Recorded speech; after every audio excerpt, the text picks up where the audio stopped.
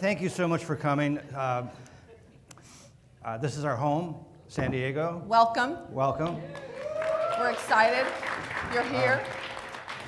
So for those of you who didn't come yesterday, which is interesting because yesterday Danielle had planned for 50 people to come, and so we got food for 50 people and 200 showed up. So Woohoo! yeah, for you guys that came out there, thank you very much. Thank you. It was so great. So let me just talk about our mission at Avacen, and it's helping people live healthier and pain-free lives. You can't have a better mission than that, I believe, in life, no matter what you do, whether or not you have a medical device company or not. And our vision is, and your vision, is every family in the world has access to the benefits from Avacen. And I think we'll do that. We won't do it in 5 years, in 10 years, but we will. The little girl in the middle is a autistic child. She was 4 years old when she started using the machine. I think she's 5 or 6 now. Well, she's certainly 5.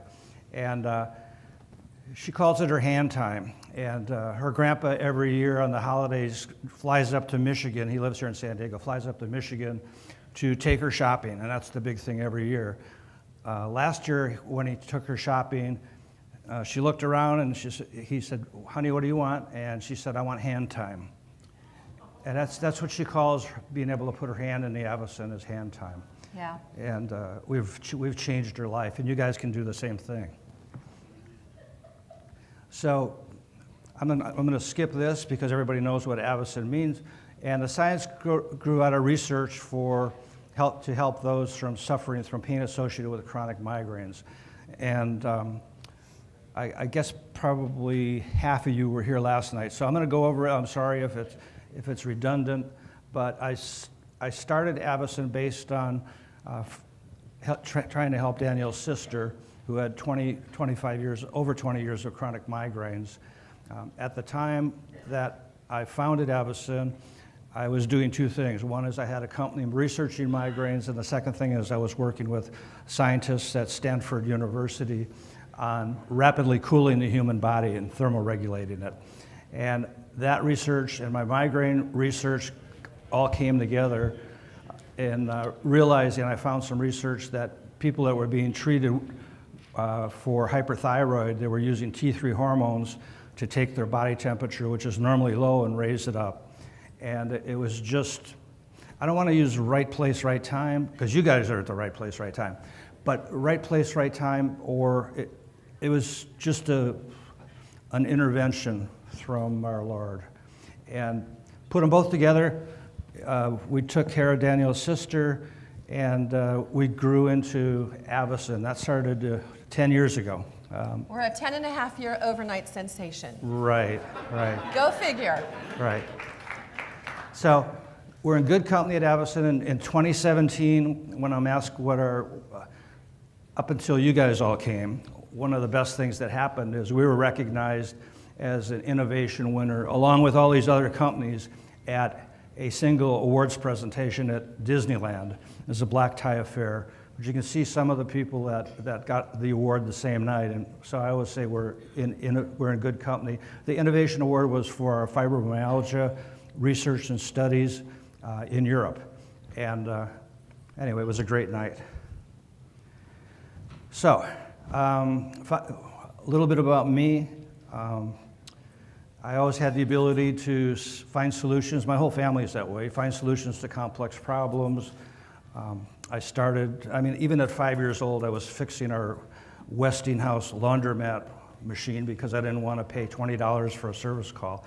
Over 40 years of computer engineering and information technology, I learned a lot of things. In 2007, I started point-to-point software when I was researching migraine neural response triggers.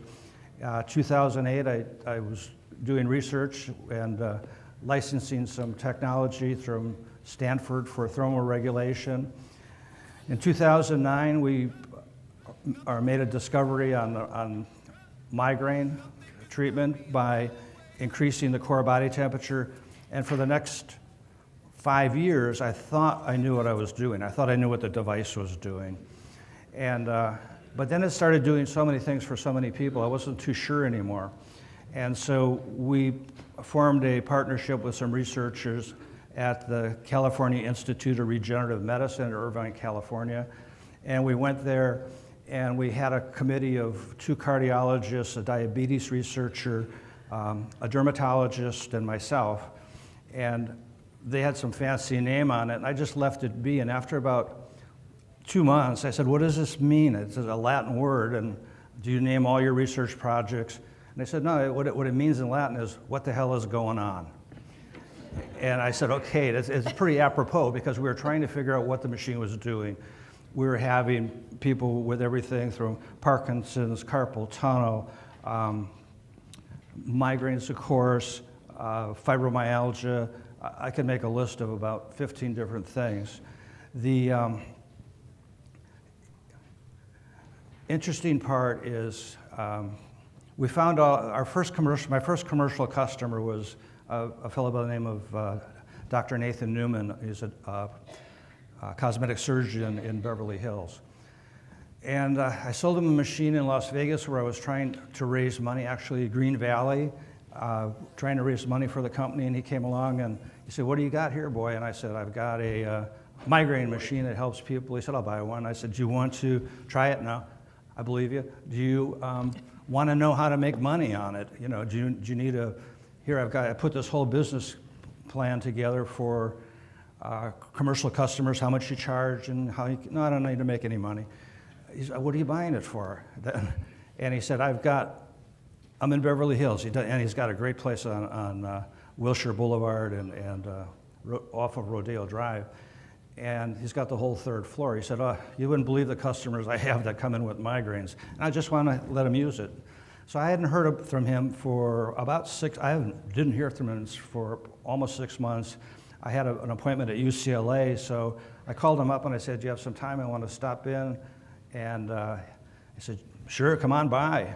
And so typically when there's new gadgets out, and I don't like to call this a gadget, but all of the innovative people try them, and they have what I call the gadget closet. And I've seen some of the gadget closets. And I think we've all seen the gadget closets. And they're piled high with things that they thought were going to help, and they didn't help. So I took the elevator up to the 3rd floor, and I saw, the front door, and I walked in, and there he was smiling, and he said, I'm glad you're here. I've got only about 10 minutes for you, but I want you to see the Avacen room. And I thought, he's going to take me to the gadget closet, isn't he?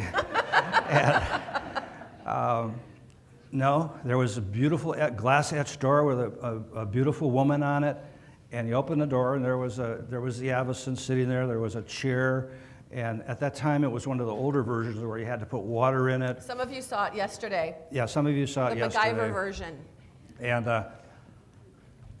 I said, what's going on? He said, I have everybody using this now. And I said, well tell me a quick story, because you only have 10 minutes. And he said that I got the Avacen, and I just put it in a room for people to try with migraines. And my PA, after about 2 months, said, Dr. Newman, did you notice that the people that are using the Avacen in their procedures, they heal so quickly? He said, Tom, I didn't have time to do anything and research it, but I said, let everybody use it. Tell them when they come in, or have them come in 15 minutes early and use it. And I said, wow. And he said, here's the best part. And he reached into his pocket and pulled out this little notebook that he had all these notes written on. He said, you know, the machine does this. And I looked at it, and there was probably 7 or 8 things on there. I said, wow. No, I didn't. And anyway, so that's how we started the research project at UC Irvine. And about 3 months into the project, finally, and it actually was Dr. Newman, we started the meeting, and every meeting we had objectives after the meeting to go and research and find out, what does this mean? What does that mean? How is it affecting this? He said, I got it. And so everybody looked at him. And the cardiologists were the worst, because they didn't think it did anything. But he said, sorry if there's any cardiologists in the room. I mean, that's just who they are. They think they know everything. And do you know you're being videoed right now? Just FYI. You didn't let me finish. And the reason for that is because they do know everything. Oh. Okay? And so I respect their opinions. And anyway, said, it's your increasing microvascular circulation. And I had never heard that word before. And anyway, that's where we finally realized, after 5 years of thinking I was just warming up the human body, to find out that not only was I warming up the human body, I was doing what they told me that I couldn't do, and that was increase core body temperature non-evasively after normothermia. Normothermia, for discussion purposes, 98.6 degrees. And we were going beyond that physical limit. And that's where we get all of the results, by increasing microcirculation. So anyway, that's the migraine treatment discovery and helping Danielle's sister. So in 2009, actually I changed the name from Point-to-Point Software to Avacen Inc., and then later on we changed it to Avacen Medical. So here's the problem, and 80% of the people, there's the 80-20 rule, but 80% of the people, and I think it's more than that, over 40 years old have compromised microcirculation. And you all know that if you're over 40 years old. The day you're 40 years old and you get up in the morning and you used to read that newspaper, now you need reading glasses to read the newspaper. And that happens when you're approximately 40 years old. So what we do is we increase microcirculation by warming the body from the inside out, and it's called systemic, head to toe, through the palm of the hand. Now, when you try to explain that to people, unless they're trying it, it's really a hard concept. I know when we went to Pain Week in Las Vegas to introduce this to the medical community, most people, they thought we had a hand warmer, and so they would walk by. And the ones that came... Or we were doing manicures. And I'm like, really? Yeah, and listen to the explanation. They got it.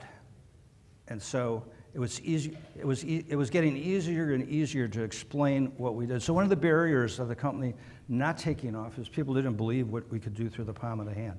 And the palm of the hand basically always has a lot of blood in it, okay? It's your body's radiators, the palms of your hands and the bottom of your feet.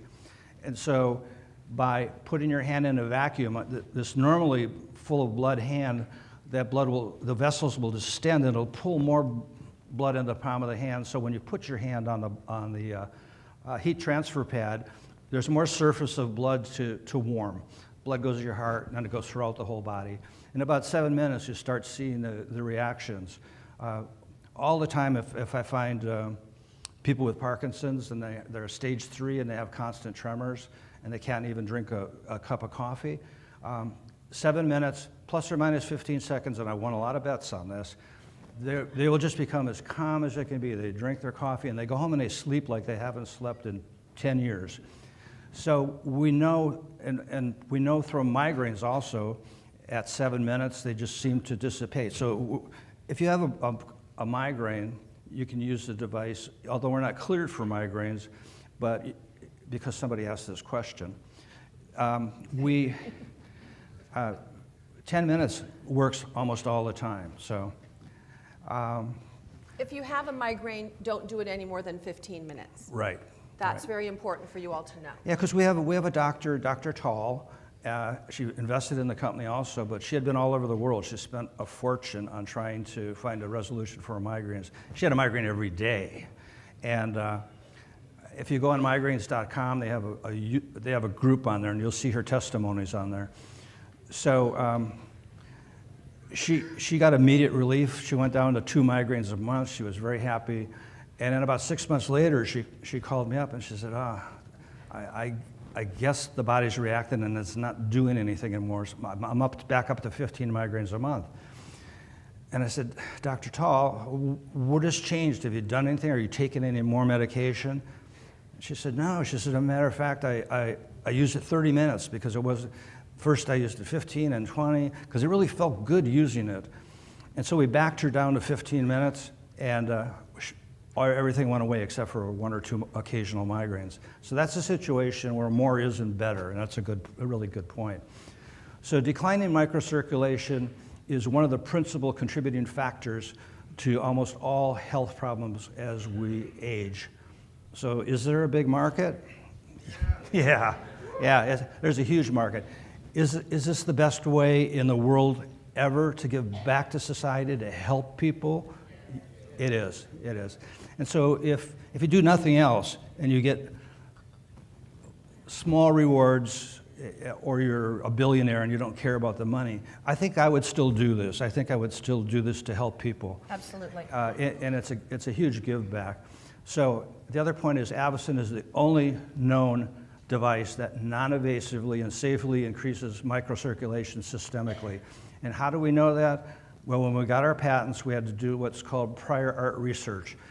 And I had to pay a couple of attorneys a lot of money to spend time going back and looking at all of the patents since 1921. I think that's the closest one we found something. But it was just one that was using the AVAs. It wasn't doing what we did. And why hasn't anybody, that's a question I get frequently asked. You're a computer guy. Why hasn't anybody? Yeah, you're not a doctor. That's right. I try to overcome that by saying. And I try to remind him. I have somebody smarter than me guiding me, and that's the truth. Amen. And you didn't know you were having church today. yeah, but there's so much of that that's true about this whole project. Yes. But why hasn't? And this is a good question and answer. Why hasn't all these people that study medicine and have for 400 years modern medicine discovered this?